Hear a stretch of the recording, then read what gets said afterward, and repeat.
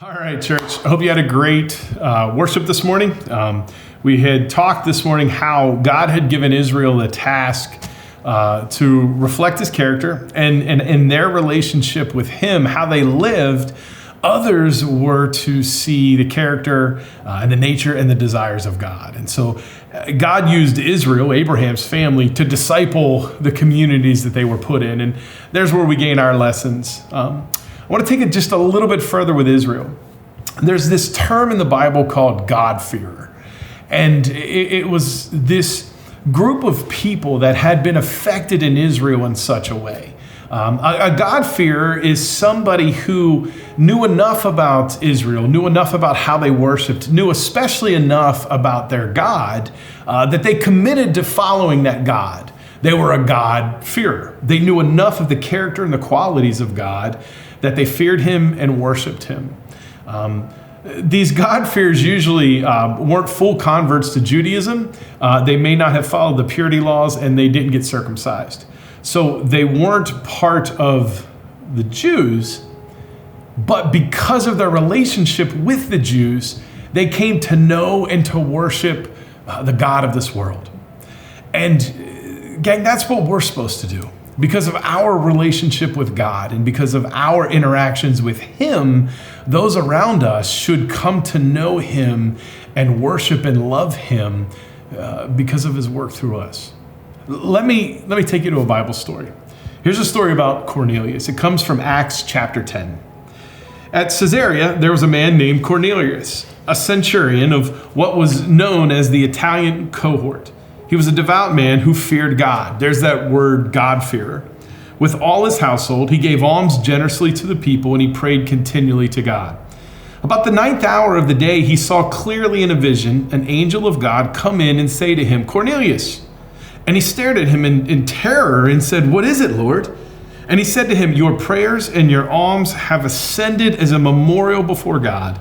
And now send men to Joppa and bring one Simon who was called Peter. He is lodging with one Simon, a tanner, whose house is by the sea." When the angel who spoke to him had departed, he called 2 of his servants and a devout soldier from among those who attended him, and having related everything to them, he sent them to Joppa. Cornelius and his house would then give their lives to Jesus Christ, to become disciples and follow him. Now, all of this started in Cornelius's life when he became a God-fearer. Before he was a God-fearer, he came in contact with God's people, the Jews. And in their relationship with him, how they did business with him, how they related to him, in all these ways, they reflected the character of God in a way that Cornelius said, "I believe that Yahweh is God, and I want to live a life that's pleasing to him."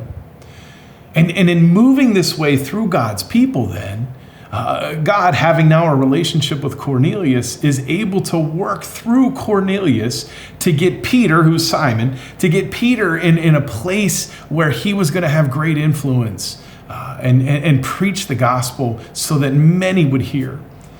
You see, it was through the interactions of God's people that wooed Cornelius into a relationship with God. And then in that relationship with God, God reveals himself to Cornelius in a way that he gives his life completely over to following Jesus. Church, that's our job. That's what we're supposed to do.